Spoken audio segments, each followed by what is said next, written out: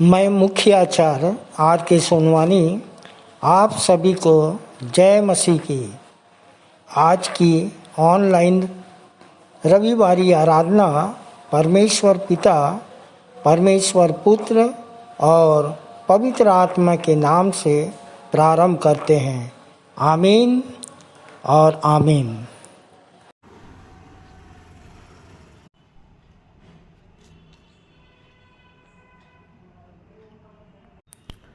आइए आराधना के प्रारंभ में हम एक छोटी प्रार्थना कर लेंगे और प्रार्थना करने में अगुवाई करेंगी कुमारी विनीता लक्ष्मी भार्गव। आप सबों को जय मसीह की। मेरा नाम विनीता लक्ष्मी भार्गव है। मैं विश्वासी मंदिर बिलासपुर से हूँ। प्रभु में आए 10 वर्ष हो गए। मैं सर्वप्रथम पिता परमेश्वर का और अपने अगुवों का धन्यवाद करती हूँ कि मुझे प्रथम प्रार्थना करने का अवसर मिला। आइए प्रार्थना में जाएं। हाथ जोड़ें, सिर झुकाएं और अपना ध्यान परमेश्वर की ओर लगाएं। आकाश और पृथ्वी के कर्ता पिता परमेश्वर, मसीह यीशु के नाम में एक बार फिर आपके चरणों के समीप आते हैं और हृदय से आपका लाखों धन्यवाद करते हैं। पिता, आपने रात्रि में सुखदायी नींद दिया प्रभु जी, और सुबह का सुंदर प्रकाश दिखलाया पिता।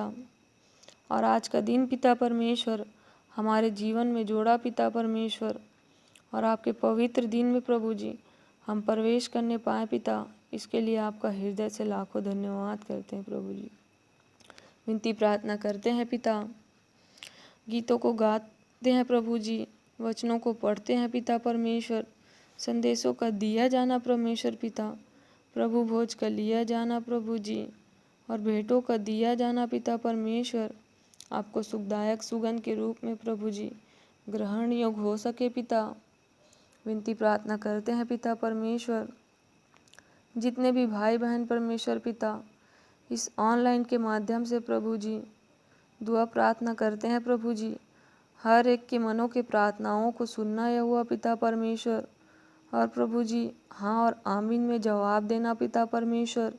सभी भाई बहनों पर प्रभु जी आपकी आशीष को चाहते हैं यह हुआ पिता परमेश्वर, और आगे की विशेष आराधना को प्रभु जी आपके सर्व सामर्थी हाथों में सौंपते हैं पिता।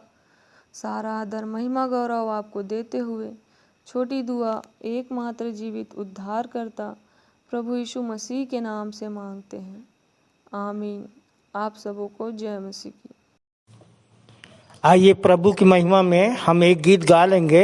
स्तुति के गीत से 16 नंबर, आवाज उठाएंगे हम साज बजाएंगे, है यीशु महान अपना, यह गीत सुनाएंगे।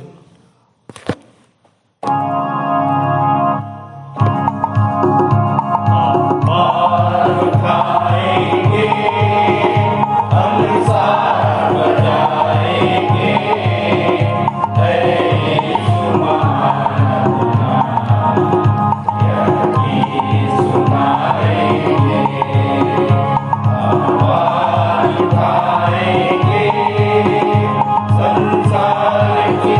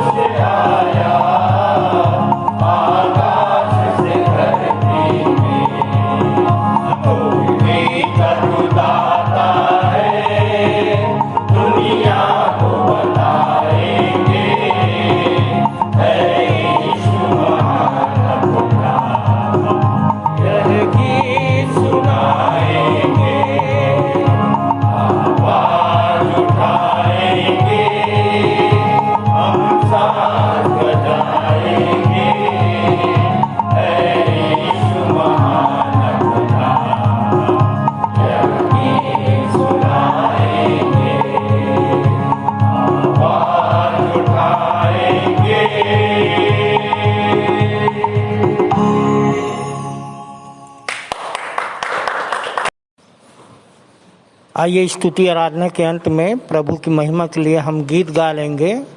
हमन गाना गाबो से गीत क्रमांक 5, पापी चोला रे पापी मनवा, आती जाती लेबे प्रभु के नाम रे पापी चोला, काया तोर तर जाही माया तोर मर जाही, लेबे तय प्रभु के नाम। पापी चोला रे पापी मनवा,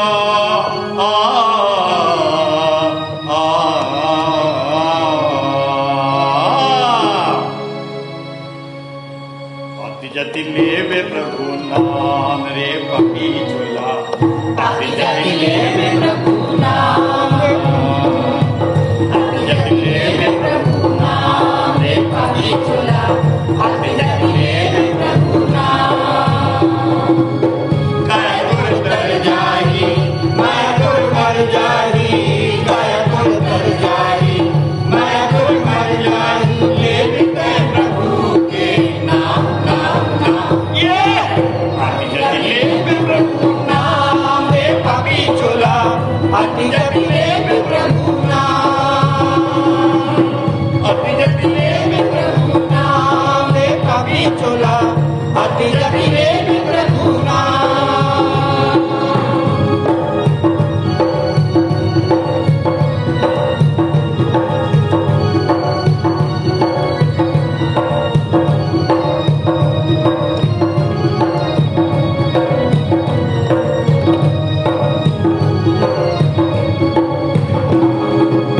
पाप के रंग हा अड़बड़ करिया, पाप के रंग हा अड़बड़ करिया, जग साबुन ना उजर होके करिया, जग साबुन ना उजर होके करिया, मुर्गी सूझ के काम जबरिया, मुर्गी सूझ के काम जबरिया, बाबला थे तोरे रस दरिया, बाबला थे तोरे रस दरिया, तन के तो भैया प्रभु कहीं बचना ना ना।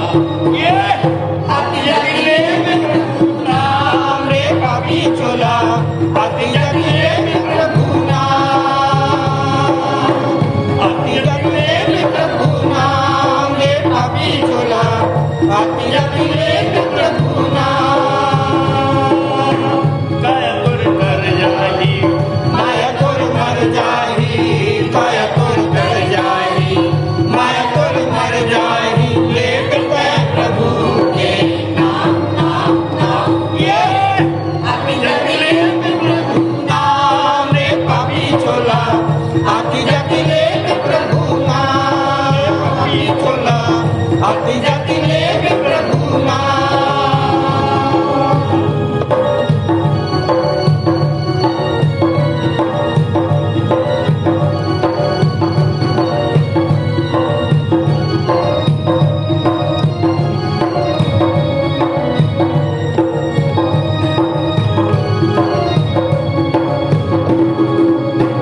अंधवल आँखी कोड़ी लगाया, अंधवल आँखी कोड़ी लगाया, मुर्दा जिलाए प्रभु करके गया, मुर्दा जिलाए प्रभु करके गया, पापी मन पर तोर चुकाया, पापी मन पर तोर चुकाया, मन ल बदल दे तोर माया, मन ल बदल दे तोर माया, टूट के बनिया प्रभु नहीं बचना ना ना।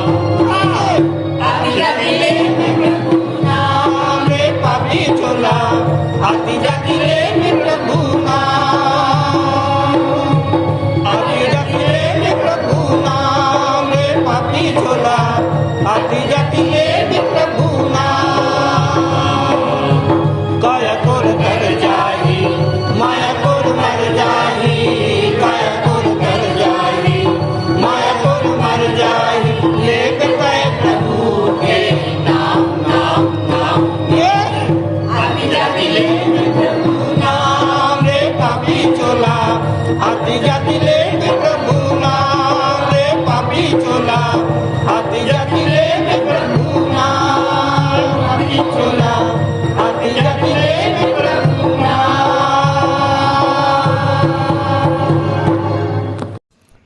हे यहोवा परमेश्वर, मैं अपने पूर्ण मन से तेरा धन्यवाद करूँगा। मैं तेरे सब आश्चर्य कर्मों का वर्णन करूँगा।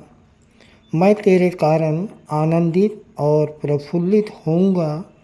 हे परम प्रधान, मैं तेरे नाम का भजन गाऊंगा। जब मेरे शत्रु पीछे हटते हैं तो वे तेरे सामने ठोकर खाकर नष्ट होते हैं, क्योंकि तूने मेरा न्याय और मुकदमा चुकाया है। तूने सिंहासन पर विराजमान होकर धर्म से न्याय किया है। तूने जाति जाति को झिड़का और दुष्ट को नष्ट किया है। तूने उसका नाम अनंत काल के लिए मिटा दिया है। आइए हम अपने सर्वशक्तिमान की आराधना में हम जाएं। आइए हम परमेश्वर की महिमा के लिए एक गीत गा लेंगे। स्तुति के गीत से गीत का नंबर 107, यीशु कैसा प्यारा मित्र।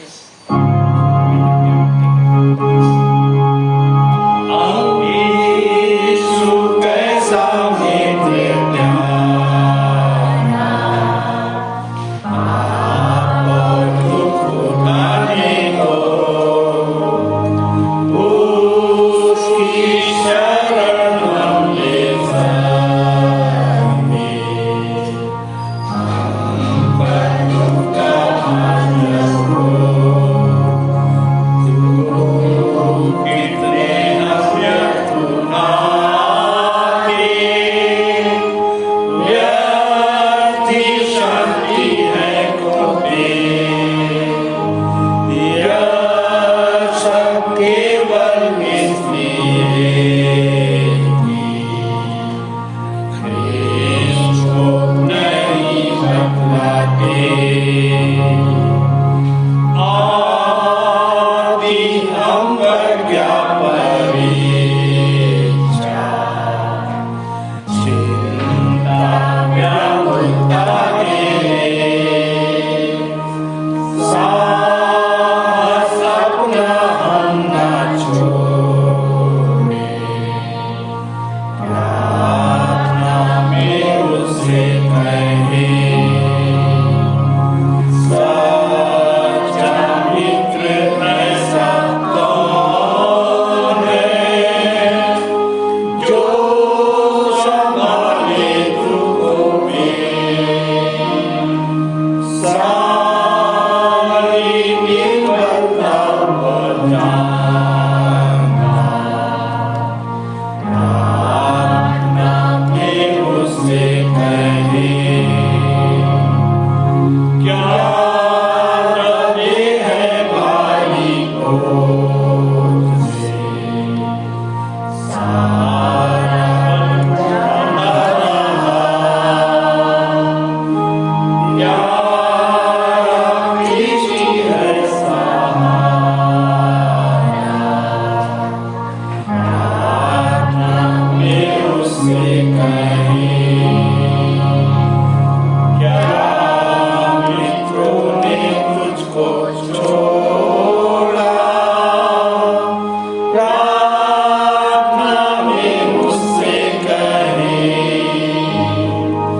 अपनी गोद में रख छुपा के शांति को देगा हमें।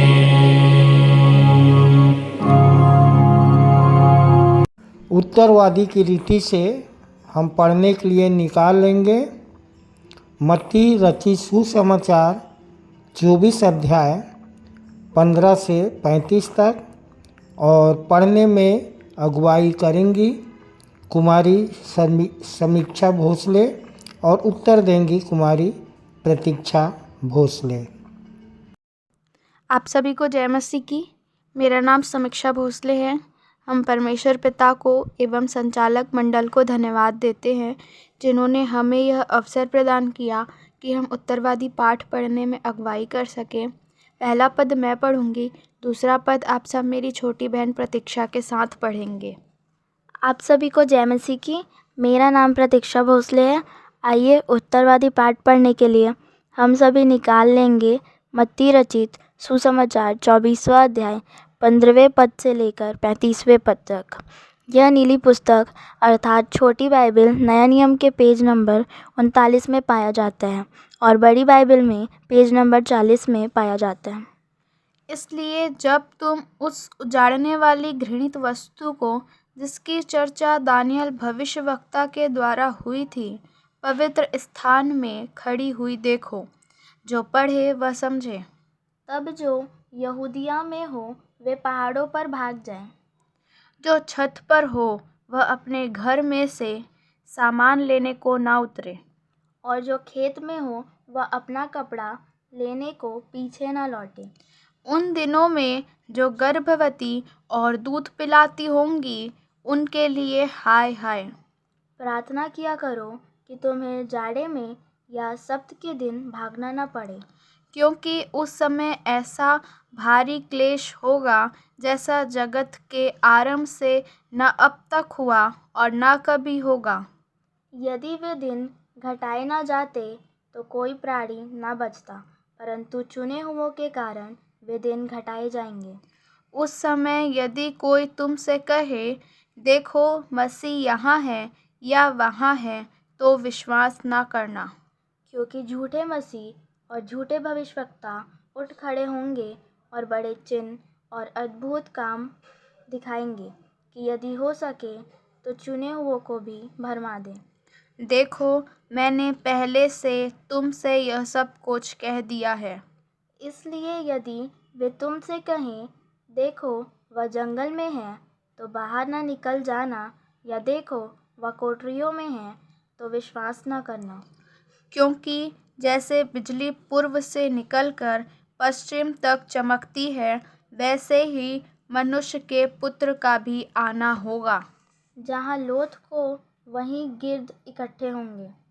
उन दिनों के क्लेश के तुरंत बाद सूर्य अंधियारा हो जाएगा और चंद्रमा का प्रकाश जाता रहेगा और तारे आकाश से गिर पड़ेंगे और आकाश की शक्तियाँ हिलाई जाएंगी। तब मनुष्य के पुत्र का चिन्ह आकाश में दिखाई देगा, और तब पृथ्वी के सब कुलों के लोग छाती पीटेंगे और मनुष्य के पुत्र को बड़ी सामर्थ्य और ऐश्वर्य के साथ आकाश के बादलों पर आते दिखेंगे। वह तुरही के बड़े शब्द के साथ अपने दूतों को भेजेगा और वे आकाश के इस छोर से उस छोर तक चारों दिशाओं से उसके चुने हुओं को इकट्ठा करेंगे। अंजीर के पेड़ से यह दृष्टांत सीखो, जब उसकी डाली कोमल हो जाती और पत्ते निकलने लगते हैं, तो तुम जान लेते हो कि ग्रीष्मकाल निकट है। इसी रीति से जब तुम इन सब बातों को देखो, तो जान लो कि वह निकट है, वरन द्वार ही पर है। मैं तुमसे सच कहता हूँ कि जब तक ये सब बातें पूरी ना हो ले, तब तक इस पीढ़ी का अंत नहीं होगा। अंतिम वचन हम सब एक साथ पढ़ लेंगे। आकाश और पृथ्वी टल जाएंगे, परंतु मेरी बातें कभी ना टलेंगी। परमेश्वर अपने जीवित वचन के पढ़े एवं सुने जाने पर हम सभी को आशीष देवे। आमीन। आइए हम विश्वास वचन बोलें। मैं सर्वशक्तिमान पिता पर स्वर्ग और पृथ्वी के सृजनहार परमेश्वर पर विश्वास रखता हूँ। मैं उसके इकलौते पुत्र हमारे प्रभु यीशु मसीह पर, जो पवित्र आत्मा के सामर्थ के द्वारा कुमारी मरियम से जन्मा, जिसने पोंतियुस पिलातुस के राज्य में दुख उठाया, जो क्रूस पर टांगा गया और मारा गया, जो गाड़ा गया और अदृश्य लोक में पहुंचा, और तीसरे दिन मृतकों में से फिर जी उठा, जो स्वर्ग पर चला गया और सर्वशक्तिमान पिता परमेश्वर के दाहिने हाथ विराजमान है, और जीवितों और मृतकों का न्याय करने फिर आने वाला है। विश्वास रखता हूँ मैं पवित्र आत्मा पर, पवित्र सारी कलीसिया पर, संतों की संगति पर, देह के पुनरुत्थान पर, पापों की क्षमा पर और अनंत जीवन पर विश्वास रखता हूँ। आमीन। आइए सामान्य सामाजिक एवं पारिवारिक कलीसियाई प्रार्थना में जाएंगे और हमारे लिए प्रार्थना में अगुवाई करेंगे आचार्य श्री राजकुमार निषाद। सबको जय मसीह की। मेरा नाम आचार्य राजकुमार निषाद है। प्रभु में मुझे 11 वर्ष हो गया है। आइए हम प्रार्थना करेंगे। अपने हाथों को जोड़े, आँखों को बंद करें और ध्यान परमेश्वर की ओर लगाएं। धन्यवाद करते हैं पिता परमेश्वर, आज के दिन के लिए। खुदावंत तूने हमें संभाला, बचाया है। मरने गए, मिटने गए, परंतु आपका करुणा का फल है पिता। इसके लिए हृदय धन्यवाद करते हैं। धन्यवाद करते हैं पूरे संचालक मंडल के लिए। धन्यवाद करते हैं पिता परमेश्वर के लिए जो हमें आज के दिन के लिए चुना है। पिताजी हम धन्यवाद करते हैं आज के पवित्र दिन में, विश्राम वार को मंदिर में आकर आराधना में उपस्थित होने का सुंदर अवसर दिया। इसके लिए हृदय धन्यवाद करते हैं प्रभु जी। धन्यवाद पिताजी। जीवित और आत्मिक कलीसिया और नए नए विश्वासियों के साथ हम आपकी आराधना करने पाते हैं। धन्यवाद करते हैं पिता देश के लिए जिसमें हम अमन, चैन व धार्मिक स्वतंत्रता के साथ रहने व प्रचार प्रसार करने पाते हैं। पिताजी हम निवेदन प्रार्थना करते हैं देश के लिए, धार्मिक अगुओं और राजनीतिक अगुओं को भी ज्ञान और बुद्धि समझ दीजिए कि देश का संचालन उचित रीति से काम कर सके। और विशेष प्रार्थना करते हैं पिता आने वाले दिनों में फिर से चुनाव होगा प्रभु जी, तो आपकी ओर से चुनाव हो सके पिता। और हमारे देश में, राज्य में आपकी ओर से पिता परमेश्वर मंत्रियों का चुना जाना हो सके पिता। पिता परमेश्वर हम प्रार्थना निवेदन करते हैं इस मिशन अस्पताल प्रांगण के लिए और यहाँ के कर्मचारी व मरीज और गंभीर रोग से बीमारियों पर तेरी दया दृष्टि बनाए रखिए पिता। ये शारीरिक के साथ साथ आत्मिक चंगाई को प्राप्त कर सके। हम धन्यवाद करते हैं पिता इस शहर के बीच, कोलाहल के बीच में तेरे इस पवित्र भवन में तेरी स्तुति आराधना करने पाते हैं। हम धन्यवाद करते हैं पिताजी। पिता हम प्रार्थना करते हैं संडे स्कूल के लिए, यहाँ के छोटे छोटे बच्चों के लिए जो आपकी अगुवाई में पढ़ते हैं पिताजी। होने देना आपके डील डॉल में तेरी महिमा के आने वाले दिनों में मजबूत खंभा हो सके। हम प्रार्थना करते हैं उन महिला सभाओं के लिए, चर्च, पंचायत, जवान सभा के लिए पिता, कि उन्हें भी ज्ञान बुद्धि समझ के आत्मा दे। जो भी यहाँ पिता परमेश्वर आपके दास भक्तों के द्वारा, उनके द्वारा पिता परमेश्वर शरीर आशीषित होने पाए पिता। हम प्रार्थना करते हैं यहाँ के अगुए के लिए पिताजी, यहाँ के मंदिर के संचालक, सौ संचालक, पास्टर, पाजमानों के लिए हर एक को ज्ञान और बुद्धि समझ का आत्मधि दे और प्रकाशन दर्शन से माला माल कीजिए। और विशेषकर हम यहाँ के अगुओं के लिए प्रार्थना करते हैं उसे बहुतायत के आशीष मिले, ताकि आने वाले दिनों में पिता तेरे नाम के महिमा और ऊंचा उठाने वाले हो सके। हम प्रार्थना करते हैं संसार में संचालित समस्त आराधनालयों के साथ आगे की आराधना को आपके पवित्र हाथों में सौंपते हुए छोटी विनती उद्धारकर्ता प्रभु यीशु मसीह के नाम से मांगते हैं, आमीन। धन्यवाद।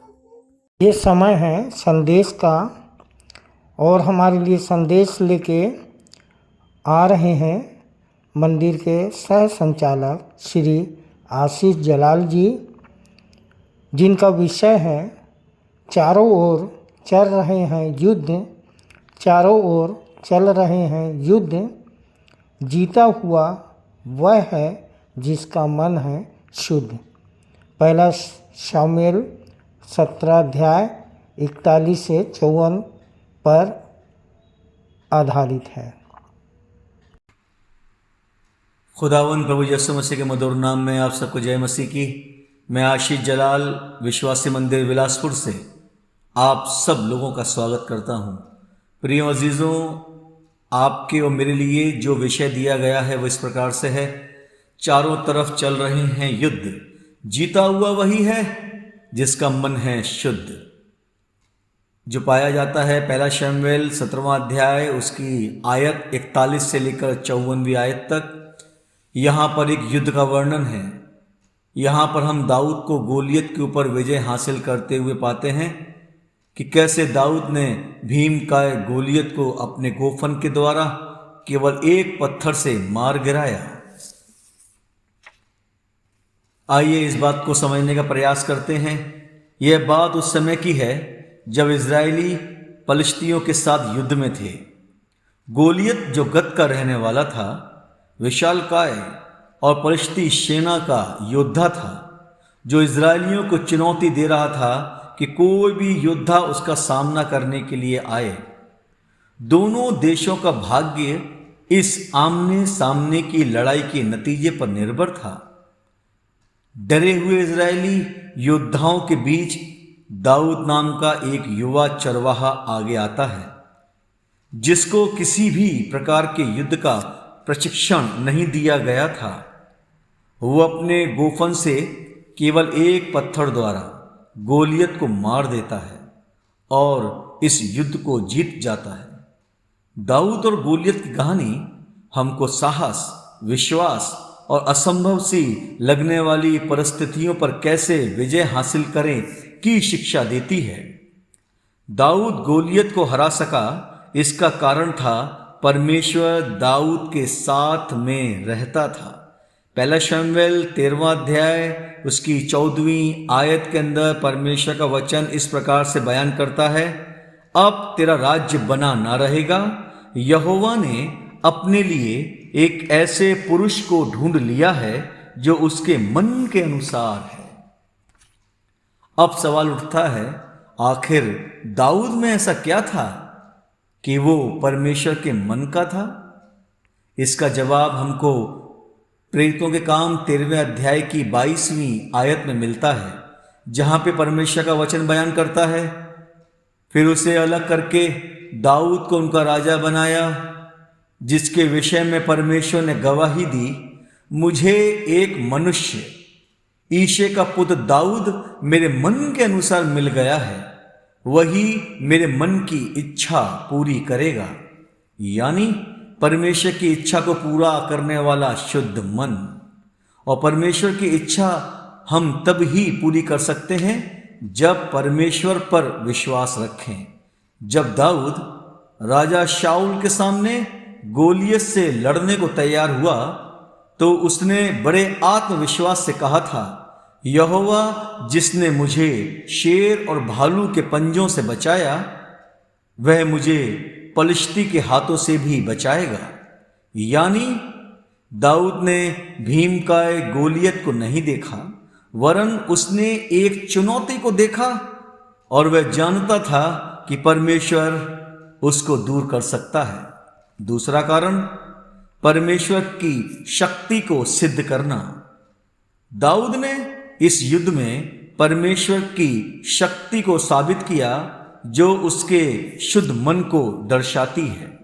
उसने यह बात साबित की कि परमेश्वर ही शक्तिमान है, वही बचाता है, वही विजय दिलाता है। इसलिए उसने गोलियत से कहा था, समस्त मंडली जान लेगी कि यहोवा तलवार या भाले के द्वारा जयवंत नहीं करता, इसलिए कि संग्राम तो यहोवा का है और वही तुम्हें हमारे हाथ में कर देगा। खुदावन के लोगों, आज हम भी तमाम तरह के युद्ध में शामिल हैं। आपकी और हमारी जिंदगी में कई समस्याएं गोलियत के समान हमारे सामने खड़ी हैं। आप और मैं अपने अपने समस्या रूपी गोलियत को हराना चाहते हैं तो हमको भी राजा दाऊद के समान शुद्ध मन का व्यक्ति बनना पड़ेगा। परमेश्वर के वचन का आज्ञाकारी, परमेश्वर की इच्छा को पूरा करने वाला, परमेश्वर की शक्ति को प्रकट करने वाला बनना पड़ेगा।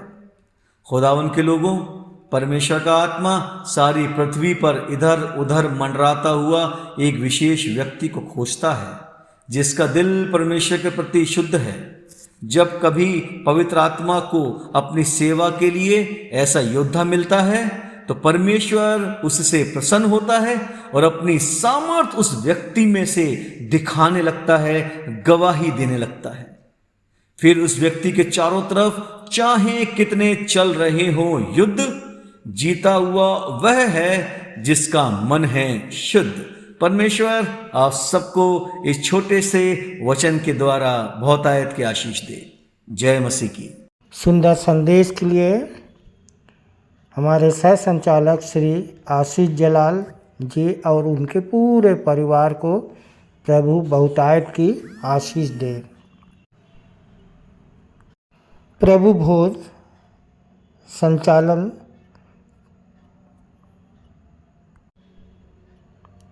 प्रभु भोज विधि का संचालन करने आ रहे हैं आचार्य श्री अनिल भोरे।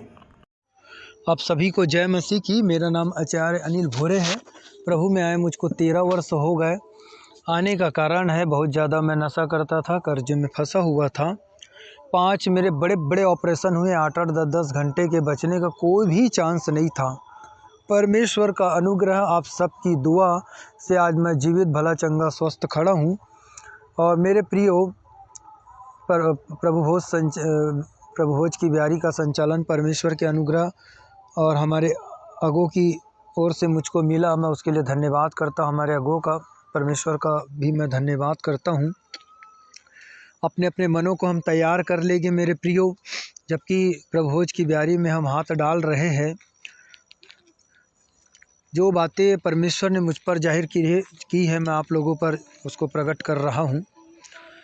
जैसे कि पहला यूहन्ना 1 उसके 7 में लिखा है कि और उसके पुत्र यीशु का लहू हमको सब पापों से शुद्ध करता है। जब प्रभु यीशु का लहू हम ग्रहण करते हैं, हमारे अंदर आता है, हमारा मन और विवेक शुद्ध हो जाता है। और जब हमारा मन और विवेक शुद्ध होता है तो जैसे वचन में लिखा है मत्ती 5:8 में, धन्य है वे जिनके मन शुद्ध है क्योंकि वे परमेश्वर को देखेंगे। और जब हम परमेश्वर को देखते हैं, हमारी आत्मा परमात्मा को देखती है, तो हमारे अंदर की हर एक कमी कमजोरियां हमको नज़र आती है। जिस प्रकार से आईने में हम अपने चेहरे को देखते हैं तो दुनिया के चेहरे में दाग धब्बे सारी चीज़ें दिखती हैं, उसी प्रकार से जब हमारी आत्मा परमात्मा को देखती है, उस परमेश्वर को, तो सारी कमजोरियां हमको नज़र आती है। मेरे प्रियो, कुछ उदाहरण मैं आप लोगों के सामने रखना चाहता हूँ पौलुस का। जैसे पौलुस पवित्र शास्त्र को जानता था, व्यवस्था पालन करता था, व्यवस्था को जानने मानने वाला था, तो वो अपनी दृष्टि में इसीलिए अपने आप को साफ पाक समझता था। लेकिन जैसे उसका यीशु मसीह के साथ एनकाउंटर हुआ, जैसे ही उसने प्रभु यीशु मसीह का दर्शन किया, मेरे प्रियो 1 तीमुथियुस 1:15 में उसको ये लिखना पड़ गया कि यह बात सच हर प्रकार से मानने योग्य है, मसीह यीशु जगत में पापियों के उद्धार के लिए आए, जिसमें सबसे बड़ा मैं हूँ। मेरे प्रियो, हम जानते हैं अय्यूब के बारे से। अय्यूब धर्मी, खरा, परमेश्वर का भय मानने वाला, सीधा, पूरे देश में उसकी चर्चा थी उसकी। वो इतना पवित्र धर्मी पुरुष था। लेकिन वो देखो अय्यूब 42 उसके 5 में लिखा है कि जब उसने परमेश्वर को देखा तब उसको एक बात बोलनी पड़ गई, लिखनी पड़ गई, कल तक मेरे कानों ने तेरा समाचार सुना था, पर आज मेरी आंखें तुझे देखती है और मुझे अपने आप से घृणा आती है। मेरे प्रियो, उसी प्रकार से उसी प्रकार से हम देखते हैं यशायाह को भी। और जब उसने देखा अय्यूब ने ये सारी बातें कही, उसी समय उसको फिर छुटकारा मिला। वही अध्याय में उसका पूरा छुटकारा हुआ। जैसे उसने ये बात बोली कि कल तक मेरे कानों ने तेरा समाचार सुना था, आज मेरी आंखें देखते मुझे अपने आप से घृणा आती है। जैसे उसने ये लाइन बोला मेरे प्रियो, उसी अध्याय में उसका पूरा छुटकारा भी हुआ। मेरे प्रियो, अगर आज उसी प्रकार से हम भी पश्चाताप करते हैं, परमेश्वर सारी शर्मिंदगी से आपको बचाएगा, छुड़ाएगा। यशायाह को देखिएगा, यशायाह 1 उसके 5 अध्याय तक यशायाह लोगों को तुम ऐसे हो, तुम वैसे हो करके दुनिया के लोगों के अंदर कमी कमजोरियां देखता था, बुराइयां देखता था।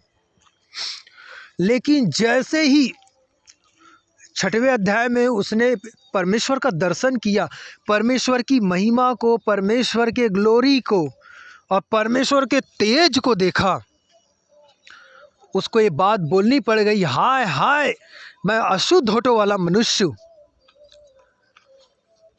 मेरे प्रियो, जैसे ये पश्चाताप से भर गए परमेश्वर के दर्शन को पा करके, आज आप और मैं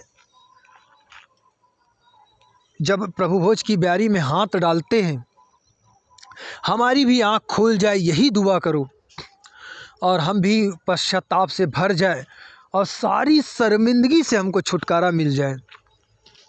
क्योंकि यह बात मुझको प्रभु से पहुंची और मैंने तुम तक भी पहुंचा दी। जिस रात प्रभु यीशु पकड़वाए गए, उन्होंने रोटी ली, धन्यवाद करके तोड़ी और कहा, लो खाओ, यह मेरी देह है जो तुम्हारे लिए तोड़ी जाती है। इसी रीति से उसने ब्यारी के पीछे कटोरा भी लिया और कहा, यह कटोरा मेरे लहू में नई वाचा है, जब भी इसे पियो मेरे स्मरण के लिए यही किया करो। जब तुम इस रोटी में से खाते हो, कटोरे में से पीते हो, जब तक प्रभु ना आए उसकी मृत्यु का प्रचार किया करो। मनों को तैयार करिए, आइए हम प्रार्थना में जाएंगे। प्रभु जी, आज जब हम आपका लहू और मांस ग्रहण करते हैं, प्रभु हमारी आँख खुल जाए, आत्मिक आँखें खुल जाए, आपके तेज को हम देखने पाए। प्रभु हमारी सारी कमी कमजोरी हमारे सामने आ जाए, खरा सच्चा पश्चाताप से हम भर जाए। पवित्र आत्मा की आग हम पर उतार प्रभु जी, ताकि हम दुगने जोश उमंग उत्साह के साथ आपके राज्य की महिमा की बढ़ती में उपयोग और इस्तेमाल हो सके। आप सभी को जय मसीह की। यीशु मसीह के नाम से दुआ को मांगते, आमीन। ये समय है भेंट का। आइए हम अपनी अपनी भेंटों एवं धन्यवादी भेंटों को देने के द्वारा परमेश्वर की महिमा करेंगे। और इस समय हम गीत गा लेंगे 237 नंबर, आओ हम यहोवा का धन्यवाद करें। और तत्पश्चात भेंट की प्रार्थना करने में अगुवाई करेंगे श्री दुर्जन जोगी। ये समय है भेंट अर्पित करने का और हम सब अपनी अपनी भेंटों को परमेश्वर के सम्मुख लाएं, परमेश्वर के समीप में लेके आएं। और इस समय हम एक गीत गा लेंगे, जो गीत स्तुति के गीत में से गीत क्रमांक 5, आशीष तुझसे चाहते हैं हे स्वर्गीय पिता हम आते हैं।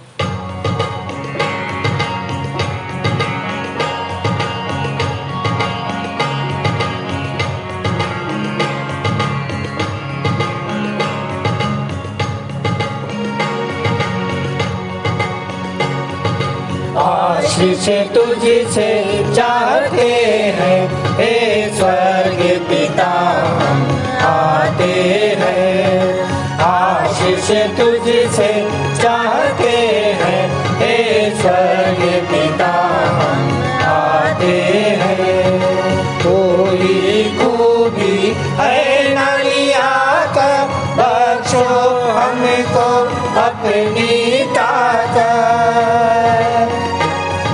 कोई खूबी है नलिया का, बख्शो हमको अपनी पिता कर, खाली दिलों को लाते हैं, खाली दिलों को लाते हैं।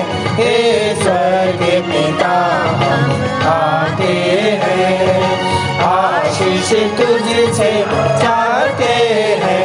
हे स्वर्ग पिता हम आते हैं। हमने बहुत खताएं की है, रहे निगम में जफाएं की है। हमने बहुत खताएं की है, रहे निगम में जफाएं की है। शर्म से सिर झुक जाते हैं, शर्म से सिर झुक जाते हैं। हे स्वर्ग पिता हम आते हैं, आशीष तुझसे चाहते हैं। हे स्वर्ग पिता हम आते हैं। तुम हो शक्तिमान प्रभु जी, कुदरत तुम्हारी शान प्रभु जी। तुम हो शक्तिमान प्रभु जी, कुदरत तुम्हारी शान प्रभु जी। हम रोशन हम गाते हैं, हम रोशन हम गाते हैं। हे स्वर्ग पिता हम आते हैं, आशीष तुझसे चाहते हैं। हे स्वर्ग पिता हम आते हैं।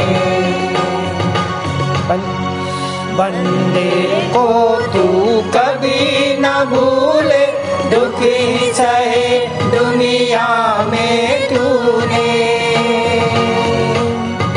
बंदे को तू कभी न भूले, दुखी सहे दुनिया में तूने।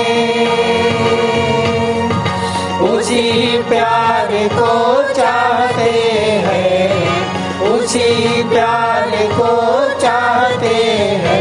हे स्वर्ग पिता हम आते हैं, आशीष तुझसे चाहते हैं। हे स्वर्ग पिता हम आते हैं।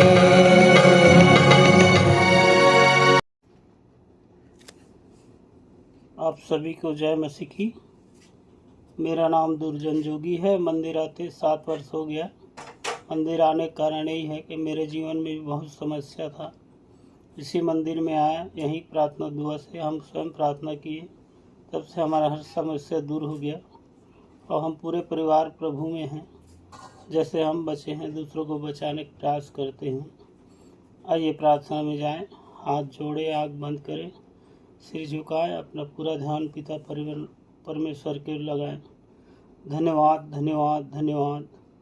आकाश के झरोखे खोल के हमारे लिए अपरंपार आशीषों की वर्षा करने वाले, सारी दुनिया बनाने वाले, आकाश और पृथ्वी कर्ता, सृजनहार, तारणहार, पालनहार, सर्वशक्तिमान, जीवित, सामर्थ्यदाता परमेश्वर, एक बार फिर से बड़े धन्यवाद के साथ, बड़े धन्यवादित मन के साथ आपके इकलौते पुत्र हमारे उद्धारकर्ता प्रभु यीशु मसीह के नाम से आपके चरणों के समीप आते पिता, तुझे हृदय से लाखों लाख धन्यवाद देते पिता। जीवन के उत्तम आशीष के लिए लाखों लाख धन्यवाद देते पिता। आपकी आशीष से छोटी सी भेंट स्वरूप आपके चरणों के समीप लाए हैं पिता।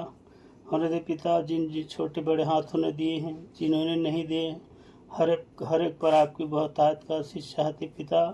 और जिस भाई ने जिस काम के लिए दिया हो, जिनके जीवन जो समस्या है पिता, या जो बीमारी है पिता, या जिनकी जो मनोकामनाएं हैं पिता, हर एक की मनोकामना आपकी ओर से पूरा हो पिता। हर एक की समस्या आपके नाम से दूर हो सके पिता। ऐसे आपसे विनती प्रार्थना करते पिता। जिन्होंने अपना धन्यवादी मन प्रकट किए हैं, उनके जीवन में भी बहुतायत का आशीष दे पिता। उनके घर परिवार के रोजी रोटी पर भी बहुतायत का आशीष दे पिता। हम प्रार्थना करते पिता परमेश्वर, घर रख छोड़ाए पिता, उस पर भी आशीष दे पिता, ताकि हम उसको अच्छे कार्य में खर्च करने वाले हो सके पिता। हम प्रार्थना विनती करते पिता, जिन्होंने अपने खेत खलिहान से जो दाल चावल सब्जी चढ़ाए पिता, होने दे पिता, हर एक के खत्ते हमेशा भरे रहे पिता, हर एक के खेत खलिहान हमेशा फलवंत हो पिता परमेश्वर, और हर एक के जीवन में बहुतायत का आशीष दी पिता। आगे वो आपको दसवान नहीं परंतु सवान चढ़ाने वाले हो सके, वो आपकी बढ़ती कार्य खर्च हो सके पिता। इससे आपसे विनती प्रार्थना करते पिता, हमें मौद्रिक मानसिकता से बचाइएगा पिता, परंतु हम अपने शरीरों को जीवित पवित्र और आपको भावता वो बलिदान करके चढ़ाने वाले हो सके पिता। ऐसे आपसे विनती प्रार्थना करते पिता। आगे का आराधना में आप ये अल्फा ओमेगा होइएगा पिता। सारी प्रार्थना को यहाँ उपस्थित एक एक जन को, जिन बातों को नहीं कह पाए उनको भी आपके सर्वशक्तिमान हाथों में सौंपते हुए बड़े धन्यवाद और विश्वास के साथ विनती प्रभु यीशु मसीह के नाम से मांगते हैं, आमीन। मैं मुख्य आचार्य R.K. सोनवानी आप सभी को जय मसीह की। आप लोगों को सूचना से अवगत करा दूं, हमारी रविवारी आराधना ऑनलाइन और ऑफलाइन दोनों चलती है। समय का विशेष ध्यान दें, प्रातः 10 बजे से दोपहर 12:30 बजे तक। जिनको आराधना में जिम्मेदारी दी जाती है उनको ऑनलाइन और ऑफलाइन दोनों में बोलना है। ऑनलाइन के लिए अपना ऑडियो बनाकर शुक्रवार शाम तक अवश्य ही मुझको भेज देवे। विशेष सूचना प्रायः यह देखा जा रहा है कि ऑनलाइन आराधना में जो प्रार्थना उत्तरवादी पाठ है, जो संदेश है कि रिकॉर्डिंग शुक्रवार शाम तक नहीं भेजी जाती, जिससे शनिवार रात भर सेटिंग करने में लग जाता है। अतः अब संचालक मंडल द्वारा निर्णय लिया गया है कि जिसकी रिकॉर्डिंग शुक्रवार शाम तक नहीं पहुंचेगी उसे आने वाले समय में अवसर नहीं दिया जाएगा। तदनुसार इस आदेश का कड़ाई से पालन किया जाएगा। आदेशानुसार संचालक मंडल विश्वासी मंदिर बिलासपुर।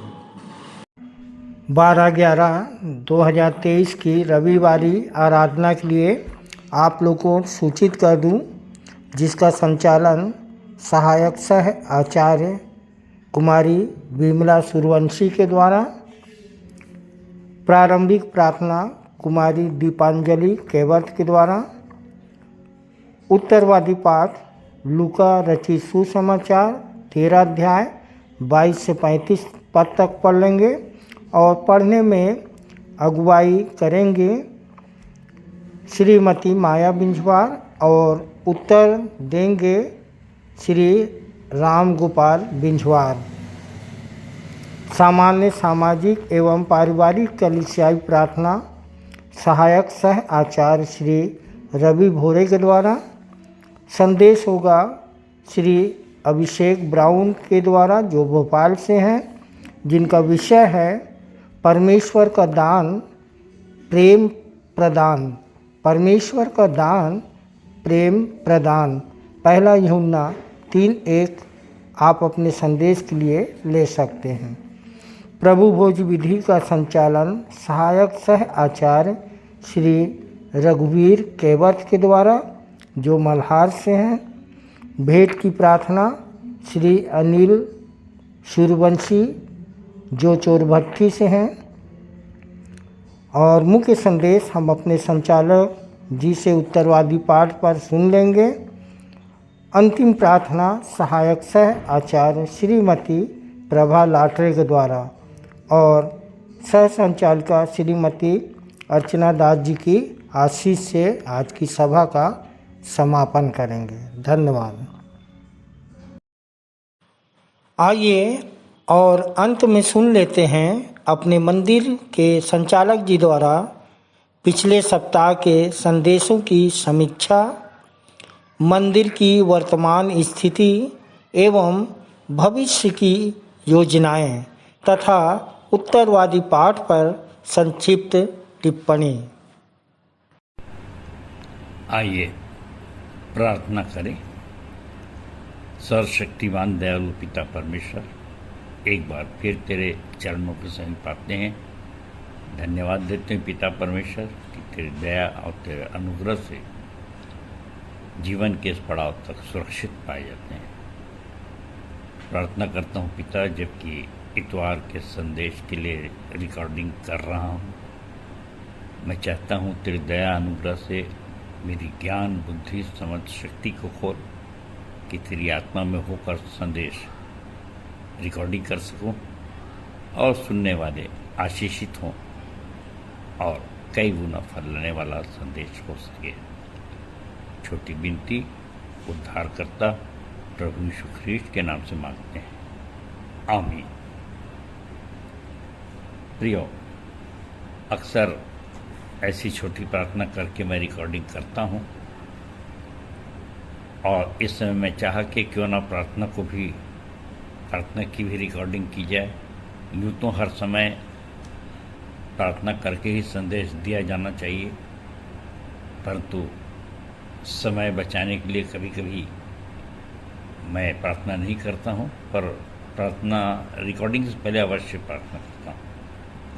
सो हम स्मरण करते हैं पिछले हफ्ते के संदेशों के लिए, जबकि पिछले सप्ताह हमारी बहन श्रीमती अर्चना दास ने, जो हमारी सह संचालिका भी हैं, एक सुंदर सा संदेश हमारे सामने रखा और इनका विषय था कि दशवांश देना विश्वास का न्यूनतम प्रमाण है और सर्वांश देना विश्वास का अधिकतम परिमाण है। ये संदेश का विषय इनको दिया गया था, जो कि मलाकी 3:10 से संबंधित है और मलाकी 3 से पूरा संबंधित है और लूका 10:27 से।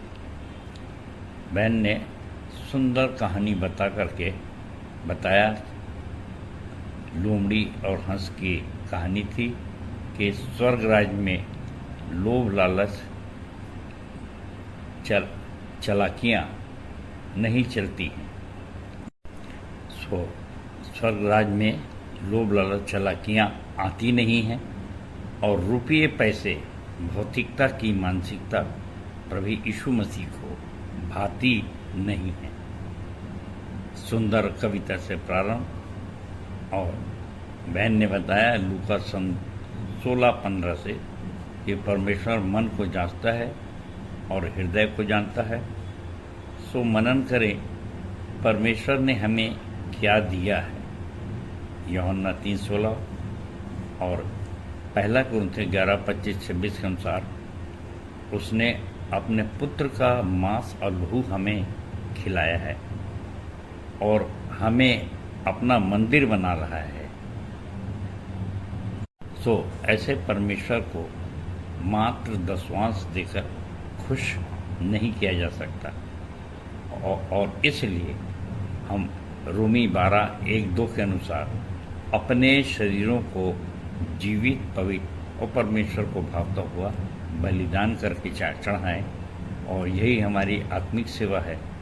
और बहन ने बताया भजन 51:17 से कि टूटा हुआ मन यहोवा के योग्य बलिदान है।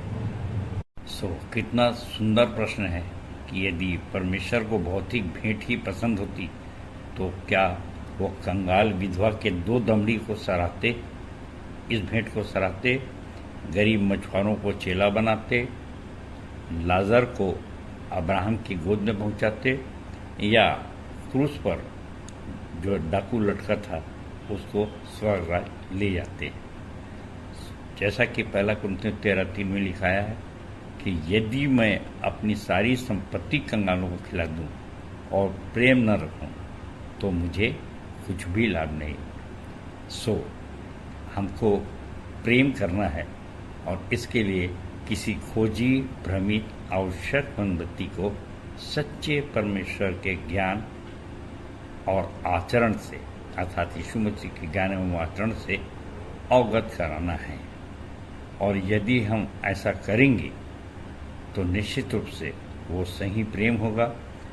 और इस प्रकार परमेश्वर को खुश करिए और मत्ती 7:22 और 25:44 के अनुसार मत भूलिए और यीशु की कुर्बानी को मत भूलिए। सो बहन को इस सुंदर संदेश के लिए बहुत बहुत धन्यवाद, क्योंकि बहन ने भी अपना सर्वांश चढ़ाया है। सो परमेश्वर इस छोटे से वचन के द्वारा बहुतों को आशीषित करे। और प्रियो, इसके पश्चात हमारे प्रभु भोज का संचालन आचार्य श्री राम पांडे द्वारा किया गया और आचार्य जी ने बहुत ही सुंदर तरीके से हमारे सामने संदेश रखा। भजन 32:1 से कि क्या ही धन्य है जिसका अपराध क्षमा किया गया और जिसका अपराध ढाका गया हो। तो क्या ही धन्य है जिसका अपराध क्षमा किया गया और जिसका अपराध ढाका गया हो। सो 1 यूहन्ना 1:7 के अनुसार प्रभु यीशु मसीह का लहू हमें सब पापों से शुद्ध करता है।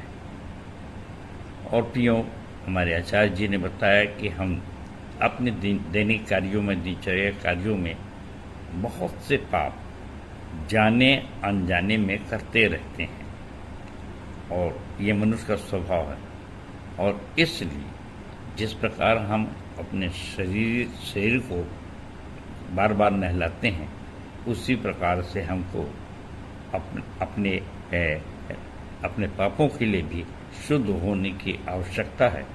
और प्रभु यीशु मसीह का मांस और लहू हमें बार बार ग्रहण करना चाहिए।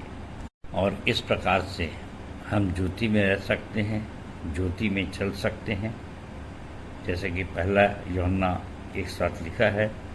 और अपने भाई से भी प्रेम रखें और निरंतर ज्योति में रहकर उसकी महिमा करते रहें। सो आचार्य राम मनोहर पांडे जी को सुंदर टिप्पणी के लिए, सुंदर संदेश के लिए प्रभु बहुतायत की आशीष दे, हम धन्यवाद कहते हैं। और प्रियो, इसके पश्चात मेरा संदेश था। प्रियो, ये दूसरा पत्रस 2:1 से 22 पर था। और मैं ये बताना चाहता हूँ कि 22 पद को एक बार में 10 मिनट में, 5 मिनट में बोलना बड़ा कठिन होता है। और इसमें प्रारंभ करता हूँ। पिछले समय कहा, कुछ नई चीज़ें भी आती हैं प्रकाशन दर्शन से समय का, और इसीलिए ये टिप्पणी जो की जाती है अपने आप में महत्वपूर्ण हो जाती है। और उसका सारांश यही था कि पिछले सप्ताह अर्थात 29/10/23 को मेरा जन्मदिन था और उसी दिन इतवार भी पड़ा। और काफ़ी समस्या गई कि कैसे जल्दी जल्दी सारे कार्य को करके मैं आराधना में पहुंच सकूं। लोग बहुत स्वागत कर रहे थे और मन बड़ा गदगद भी था। परंतु एक प्रश्न जो है वो उस जन्मदिन से जो पैदा होता है कि जितने साल हमारे लिए पृथ्वी में रखे गए हैं, हमारे देश का है, कहा गया कि तुम्हारे दिन पृथ्वी में गिने हुए हैं, तो मुझको मेरे दिन गिनने की सामर्थ्य दे। ये भजन संहिता 90:12 है और जिसमें इस प्रकार से लिखा है कि मुझको मेरे गिनने की सामर्थ्य दे जिससे कि मैं बुद्धिमान हो जाऊं। सो प्रियो, जितने दिन हैं उसमें से 1 साल कम हो गया और ऐसा लगता है कि भी और शक्तियां अर्जित करना है ताकि हम भी पौलुस की तरह से कह सकें कि अपने निशाने की ओर दौड़ा चला जाता हूं कि उस मुकुट को प्राप्त कर सकूं, अर्थात अनंत जीवन को प्राप्त कर सकूं। सो ये ऐसे समय में जबकि हम कोई संदेश देते हैं तो क्या हमको गारंटी है कि हम मरने के बाद भी जिंदा रहेंगे? और अगर ऐसी गारंटी नहीं है इस पृथ्वी में रहते रहते, तो हम दूसरों को कैसे संदेश दें? क्योंकि संसार में ये बातें बहुतायत से कही जाती हैं और हमारे प्रिय अजीत भी कई बार कहते हैं कि अगला मर जाएगा तो यहाँ का संचालक कौन होगा, और या जिससे हमको लाभ है उससे जो हमको अभी जो फायदा मिल रहा है वो फिर कहाँ से प्राप्त होगा। तो प्रियो, वचन के आईने में देखा जाए 1 कुरिन्थियों 15:19 कि यदि हम इसी जीवन से आशा रखते हैं तो सबसे अधिक अभागे हैं। प्रियो, अपनी गवाही देने का मतलब आप सब जानते हैं, खासकर विश्वासी मंदिर के लोग, जो हमन गाना गाबन में भी छपी है और प्रमाण स्वरूप मैंने बोर्ड भी लगाया है और बड़ी जिंदा दिली से कहता हूँ कि मैंने मृत्यु का सामना किया है। और अगर मैं ही सुरक्षित नहीं हूँ तो यदि मैं सिर्फ वचन सुनाना है और ऐसा करके मैं बार बार लोगों को बताऊँ यूहन्ना 5:24 और यूहन्ना 11:25-26 कि जो जूता मुझ पर विश्वास करता है मर भी जाए तो भी जिएगा, तो इसका अनुभव का प्राप्त होगा। और कैसे प्राप्त होगा आप उनसे पूछ सकते हैं। और ये बड़ी मेरी खुशनसीबी है कि अधिकांश लोग इस पर विश्वास करते हैं, कुछ बिरले लोग नहीं करते, तो उससे मुझको कोई भी आपत्ति नहीं है, क्योंकि दो चित्तापन तो आना है। और यीशु मसीह के साथ जो इतना महान परमेश्वर का पुत्र है, जिसकी तारीफ में लोगों के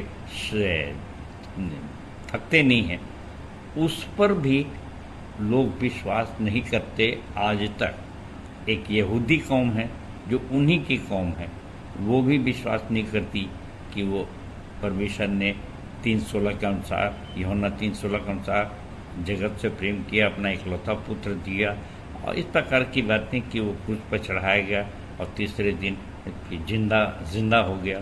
इस प्रकार की बातों में बहुत से संसार के लोग जो क्रिश्चियन कहलाते तो हैं, परंतु यीशु मसीह को नहीं मानते। और संसार में ऐसे लोगों की कमी नहीं है, हमारे यहाँ भी हैं, जो यहूदी तो हैं ही हैं, और इसके अलावा यहोवा विटनेस वगैरह और बहुत से लोग हैं जो कि यीशु मसीह को मानते ही नहीं हैं। तो ये प्रश्न मैं रखना चाहता हूँ उनके सामने कि अपने आप को क्रिश्चियन बोलते क्योंकि जितना मैं समझता हूँ उसके अनुसार क्राइस्ट से क्रिश्चियन बना, और जब क्राइस्ट ही नहीं है तो वो क्रिश्चियन हुए कहाँ से? और इस भ्रम में अभी पूरा संसार है, हमारे लोग भी हैं। खासकर अभी जब विश्व युद्ध चल रहा है, इजराइल का युद्ध हो रहा है, तो बहुत सो ये हल्ला किया जा रहा है कि क्रिश्चियन कंट्री है, और जो क्राइस्ट को मानता नहीं वो क्रिश्चियन कंट्री कैसे होगा, ये मेरे समझ में नहीं आता। प्रियो, यदि मेरा प्रश्न सही है, कोई मुझको बताना चाहे तो निश्चित रूप से चाहे फ़ोन करके बताए, चाहे लिखित में बताए, चाहे मैं रोज़ विश्वासी मंदिर सवेरे जाके बैठता हूँ वहाँ बताए, और नहीं तो संसार से आप लोग पूछिए।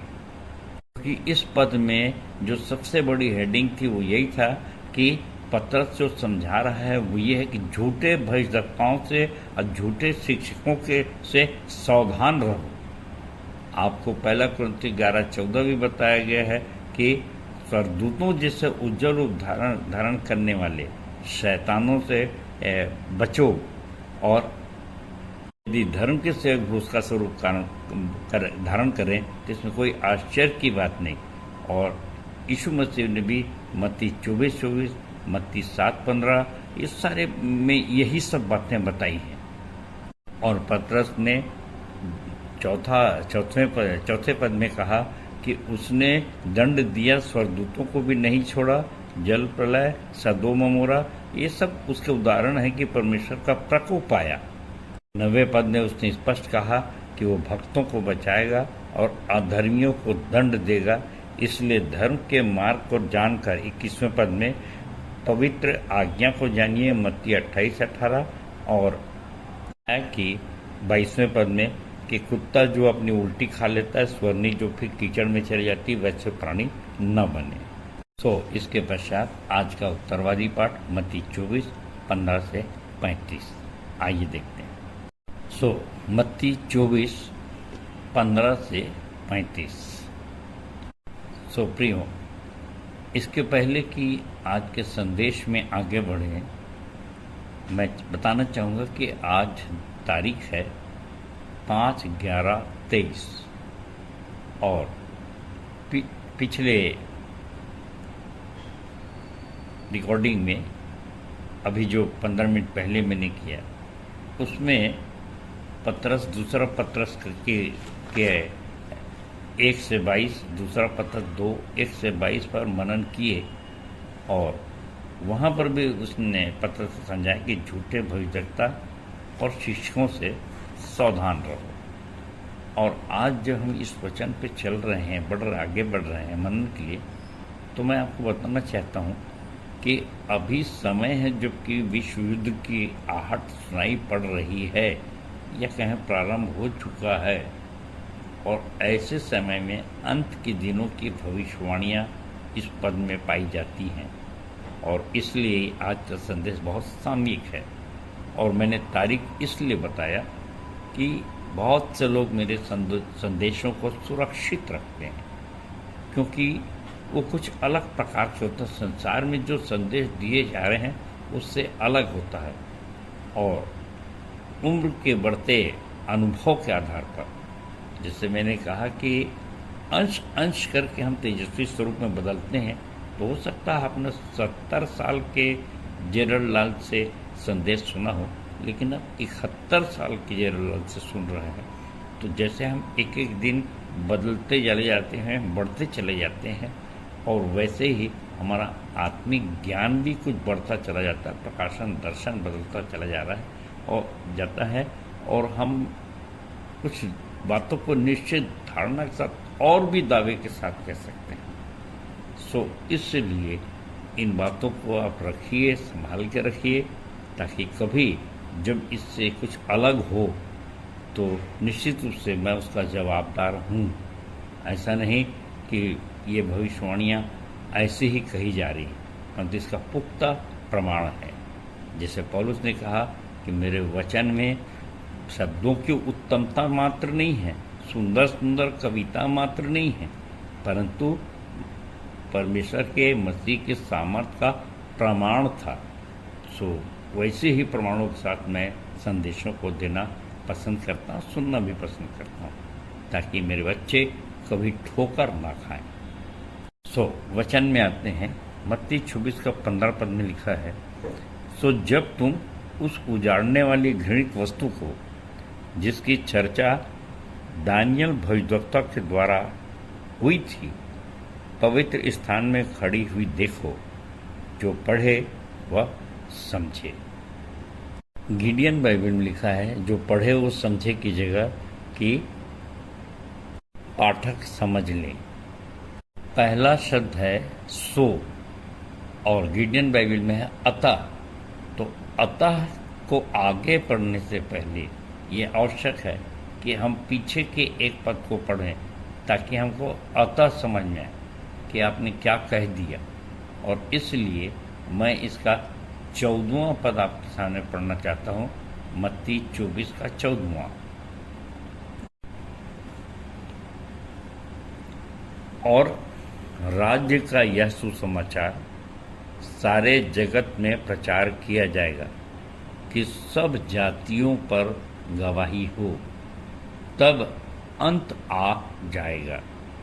प्रियो, आज के समय में जबकि युद्ध चल रहा है, एक एक वचन जो पर यहाँ कहा गया यीशु मसीह के द्वारा गौर करने की आवश्यकता है। जैसे 6वें पद में लिखा है, 24:6, तुम लड़ाइयों और लड़ाइयों की चर्चा सुनोगे, देखो घबरा न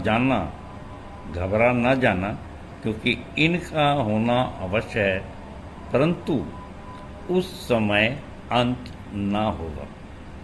11वां पद, बहुत से झूठे भविष्यवक्ता उठ खड़े होंगे और बहुतों को भरमाएंगे। प्रियों, आज के समय में ये सुनिश्चित करना बहुत बहुत आवश्यक है कि झूठे भविष्यवक्ता कौन है और सच्चे कौन हैं, और इसका रिसर्च आपको ही करना है, मुझको ही करना है। और जैसा मैं बताया कि विश्वासी मंदिर की नींव इसलिए रखी गई है, सारे प्रकाशन दर्शन के बोर्ड टांग दिए गए हैं। मैं हमेशा पूछता हूँ कि आपको और कहीं दूसरी कलीसिया विश्व में दिखाई देता है क्या ऐसा?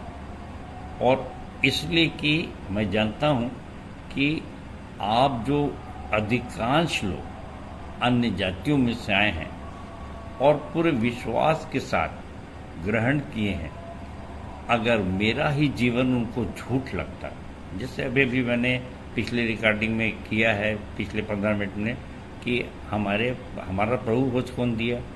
आचार्य श्री राम मनोहर पांडे जी।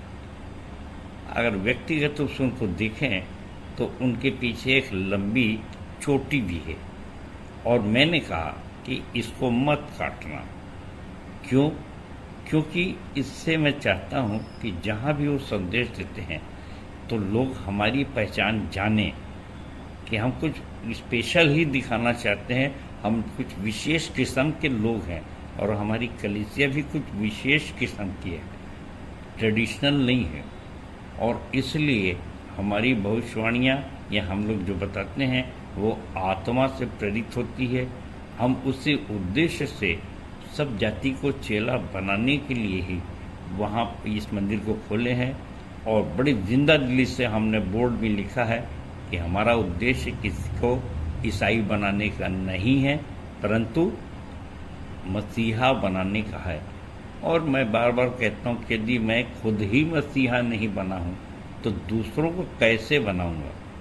तो ये जो नए विश्वासी जो आ चुके हैं, अपना तन मन धन सब कुछ छोड़ करके, उनके साथ किसी किस्म का छल कपट मैं नहीं करना चाहता, परंतु अपनी स्वेच्छा से अगर वो भटक जाते हैं, और सब जगह जाने की मैंने छूट दिया, जितने प्रचारक आते हैं चाहे अन्य जातियों के दर्शन सबको सुने, स्टडी करें, निर्णय आपको ही करना है।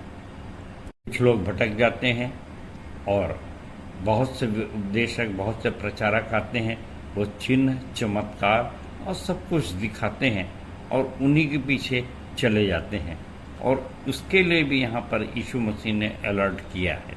इसके लिए मैं मत्ती 24:24 पढ़ रहा हूँ, क्योंकि झूठे मसीह और झूठे भविष्यवक्ता उठ खड़े होंगे और बड़े चिन्ह और अद्भुत काम दिखाएंगे कि यदि हो सके तो चुने हुओं को भी भरमा दें। प्रियो, ये कैसी बात है? मैं किसको बोलूं कि भाई ये झूठे भविष्यवक्ता हैं, ये भरमा रहे हैं? क्योंकि मैं तो बड़ी सीधी सीधी सी बात कर रहा हूँ कि अभी यरूशलेम के मंदिर के विषय में कई लोग बहुत सी भविष्यवाणी कर रहे हैं, परंतु मैं पूरा न पढ़ के आपको सिर्फ इतना ही बताऊँगा कि मत्ती 23 के 37-38 में यीशु मसीह ने यरूशलेम के लिए विलाप किया, और मत्ती 24 का ही पहला दूसरा देखें तो मंदिर के विनाश की भविष्यवाणी भी की, और स्पष्ट कहा कि पत्थर से पत्थर भी नहीं रहेगा जो ढाया न जाएगा। और भ्रमित मत होइए, जो टिप्पणी से मुझको मिला है रायरी बाइबल से, उसमें यह है कि यरूशलेम का ही मंदिर है ये, जिसे हेरोदेस राजा ने 64 ईस्वी में पूर्ण किया था। क्यों? मैं उन बुजुर्गों से भी बात तो नहीं करता, लेकिन बात निकल जाती है जो 80 साल से ऊपर हैं, 86-87 साल के हैं, और उनसे कि उनने मुझसे पूछा इसी बात में कि क्या आप यरूशलेम के लिए प्रार्थना कर रहे हैं जबकि युद्ध चल रहा है? तो मैं कहा जी हाँ, कर रहा हूँ। तो प्रियो, जैसा कि यरूशलेम के मंदिर के विषय में बताया गया, वैसे ही आप ये सुनिश्चित करिए कि यरूशलेम का मंदिर अभी ईसाइयों से कितना संबंधित है और उसका बचना चाहिए अथवा नहीं बचना चाहिए, और क्या वो जो टूट चुका है फिर से उसका निर्माण होगा। जबकि नेहमिया आपने जानते हैं कि वहाँ पर उसके शहर पना बनाने के लिए उसने कैसा परिश्रम किया। पर ये सब पुराने नियम की बातें हैं। नए यरूशलेम के बारे में बहुत कुछ प्रकाशित वाक्य में भी कहा गया, और प्रकाशित वाक्य 21:1-2 में इस प्रकार से लिखा है कि फिर मैंने नए आकाश और नई पृथ्वी को देखा, क्योंकि पहला आकाश और पहली पृथ्वी जाती रही और समुद्र भी न रहा। फिर मैंने पवित्र नगर नए यरूशलेम को स्वर्ग पर से परमेश्वर के पास से उतरते देखा, और वह दुल्हन के समान थी जो अपने पति के लिए श्रृंगार किए हो।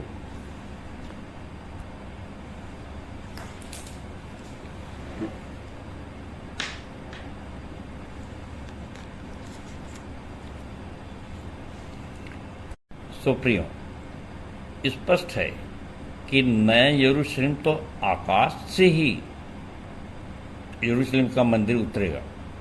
सो देखिए, जितनी भविष्यवाणी की जा रही है उसमें से आज के पाठ में बहुत लंबी चौड़ी पुस्तकें लिखी जा सकती है कि कैसे घृणित वस्तु कैसे खड़ी रहेगी। बहुत पहले भी मैंने कहा था, वस्तु कैसे खड़ी रहेगी।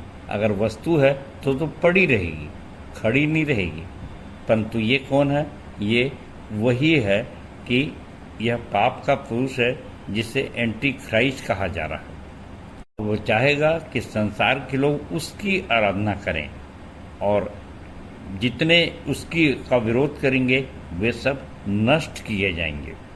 इस प्रकार से 16 से 21 में क्लेश काल का प्रारंभ हो जाएगा।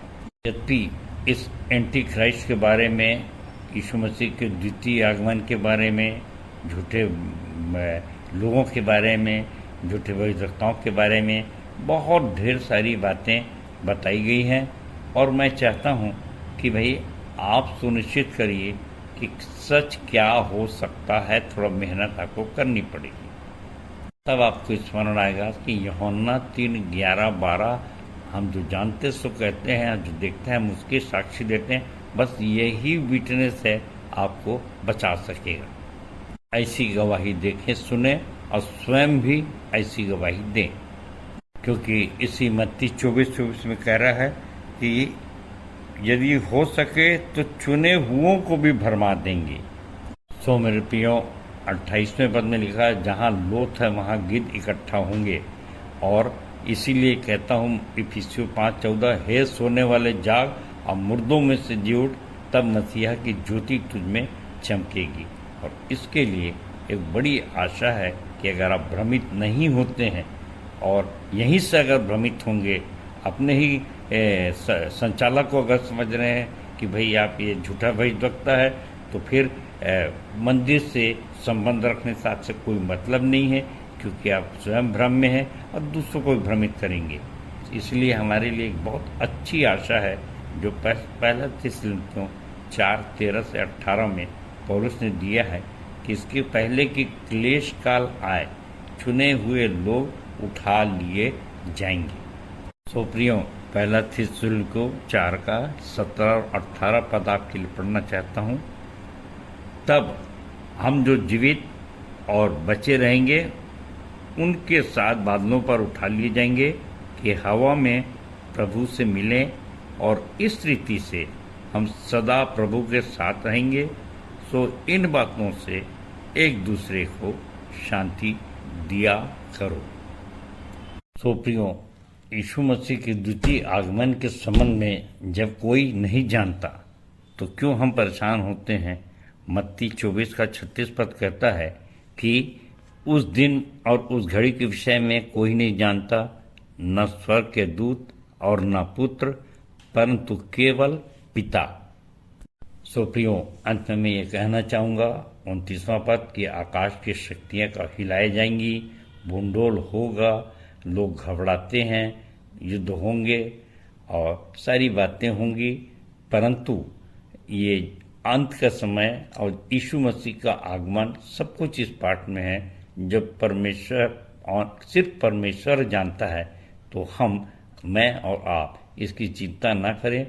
अपना काम अर्थात प्रभु यीशु मसीह की महान आज्ञा का पालन बेफिक्र होकर, बिंदास होकर, जागते रहकर करते रहिए। सब जाति को चेला बनाते रहिए। और जैसा प्रेम की परिभाषा लिखी गई है कि किसी खोजी भ्रमित आवश्यक व्यक्ति को सच्चे परमेश्वर के ज्ञान से अवगत कराते रहिए और निश्चय जानिए, निश्चित धारणा से गुरुवंड बांटते रहिए और कि इसके पहले कि क्लेश काल आए हमको प्रभु हमारा उठा लेगा। सो परमेश्वर अपने वचन के कहे जाने पर आशीष दे। सबको जय मसीह की, जय मसीह की और जय मसीह की। धन्यवाद। उत्तरवादी पाठ पर सुंदर सारगर्भित एवं व्यवहारिक टिप्पणी के लिए अपने संचालक जी का बहुत बहुत धन्यवाद करते हैं। तालियां। हम अपनी आराधना के अंतिम चरण में हैं। अंतिम गीत गाएंगे स्तुति के गीत से 102 नंबर, मैं यीशु के साथ नूर में चलूँगा। अंतिम प्रार्थना भाई श्री चित्रबेन गुंडाने के द्वारा प्रभु की प्रार्थना और सह संचालिका डॉक्टर अल्पना राम जी की आशीष से सभा का समापन करेंगे।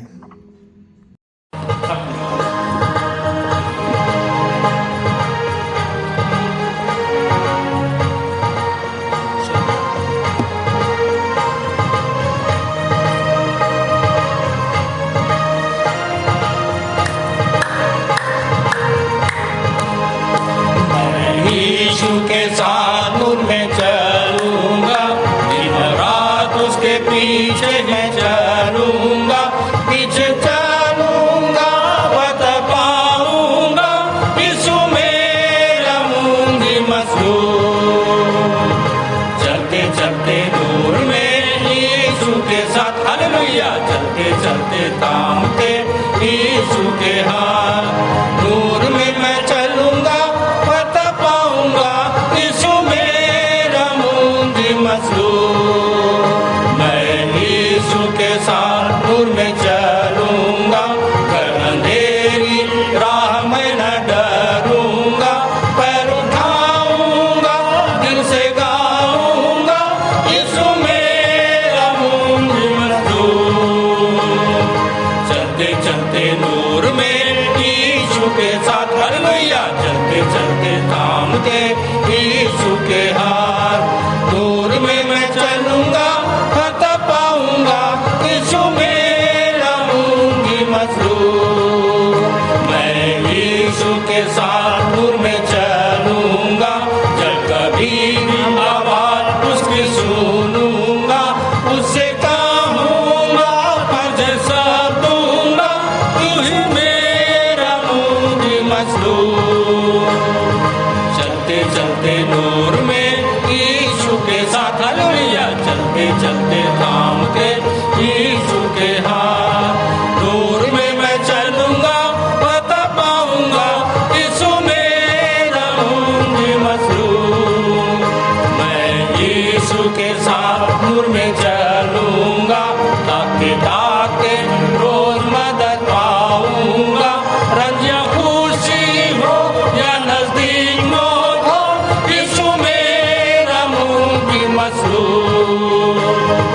चलते चलते नूर में यीशु के साथ, हालेलुया, चलते चलते थामते यीशु के हाथ, नूर में मैं चलूंगा बता पाऊंगा, यीशु मेरा मुंगी मसरूर। मैं यीशु के साथ नूर में चलूंगा, अपनी आँख उसकी तरफ लगाऊंगा, हाथ में ले सलीब झंडा है अजीब, यीशु मेरा मुंगी मसरूर। चलते चलते नूर में यीशु के साथ, हालेलुया, चलते चलते थामते यीशु के हाथ, नूर में मैं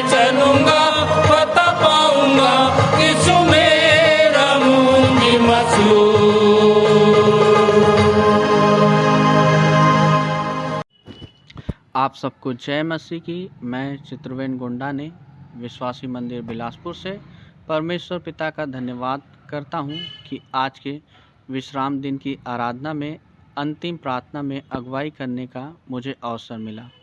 आइए प्रार्थना में जाएं, हाथों को जोड़ें, सरों को झुकाएं और अपना ध्यान और मन परमेश्वर पिता की ओर लगाएं। सामर्थी, दयालु, अनुग्रहकारी परमपिता, सेनाओं के यहोवा, प्रभु यीशु मसीह के पवित्र और अतुलनीय नाम से आपके अनुग्रह के सिंहासन के निकट आते हैं।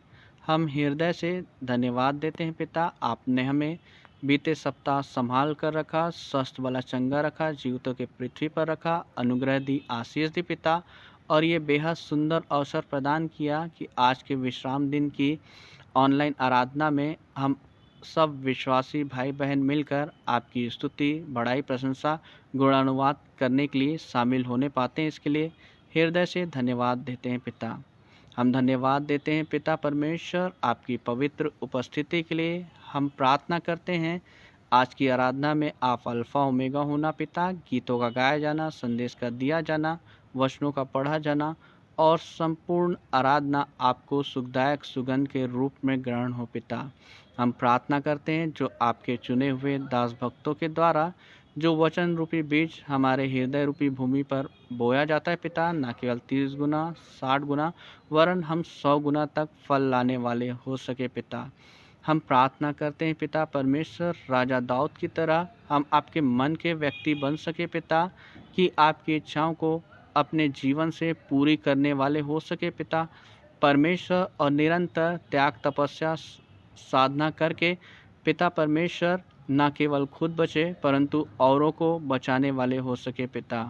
हम प्रार्थना करते हैं पिता आज के विश्राम दिन की ऑनलाइन आराधना में दूर दराज इलाकों से पिता जो विश्वासी भाई बहन, नए विश्वासी भाई बहन जुड़ते हैं पिता, जिन्होंने अपने नाम प्रार्थना निवेदन में दिए हैं पिता, हम उन सब भाई बहनों को भी आपके पवित्र हाथों में सौंपते हैं। आप इनकी समस्याओं को जानते हैं पिता, इनकी समस्याएं प्रभु यीशु मसीह के नाम से जाती रहे और आने वाले सप्ताह में पिता आपकी ये गवाही देने वाले हो सके, आपके नाम की स्तुति, बड़ाई, प्रशंसा करने वाले हो सके पिता। हम प्रार्थना करते हैं पिता, हम आपसे आशीष को चाहते हैं कि अगले सप्ताह विश्राम दिन की आराधना में फिर से हम शामिल होकर हम सभी भाई बहन आपके नाम की स्तुति, बड़ाई, प्रशंसा करने पाए पिता। हम और क्या मांगे, सारा आदर, महिमा, गौरव आपको देते हुए प्रभु यीशु मसीह के पवित्र और अतुलनीय नाम से छोटी विनती को मांगते हैं, आमीन।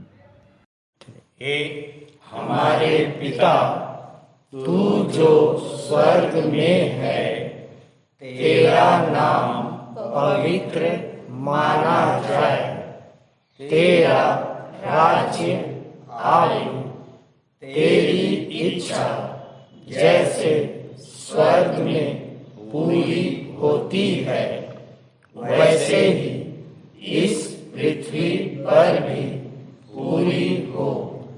हमारे दिन भर की रोटी आज हमें दे, और जैसे हमने अपने अपराधियों को क्षमा किया है वैसे ही तू भी हमारे अपराधों को क्षमा कर, और हमें परीक्षा में ना डाल परंतु बुराई से बचा, क्योंकि राज्य, पराक्रम और महिमा सदा तेरे ही है, आमीन। अब शांतिदाता परमेश्वर जो हमारे प्रभु यीशु को, जो भेड़ों का महान रखवाला है, सनातन वाचा के लहू के गुण से मरे हुओं में से जिलाकर ले आया, तुम्हें हर एक भली बात में सिद्ध करे, जिससे तुम उसकी इच्छाएं पूरी करो, और जो कुछ उसको भाता है उसे यीशु मसीह के द्वारा हम में उत्पन्न करे। सो अब हमारे पिता परमेश्वर का प्रेम, प्रभु यीशु ख्रीष्ट का अनुग्रह और पवित्र आत्मा की शांति और सहभागिता हम में से हरेक के साथ अब से लेकर सदा काल तक होती रहे। आमीन।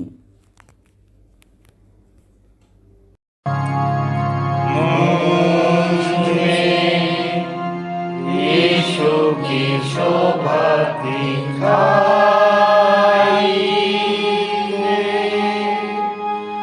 उसका अद्भुत प्यारा सा निर्मलता हेतु आत्मा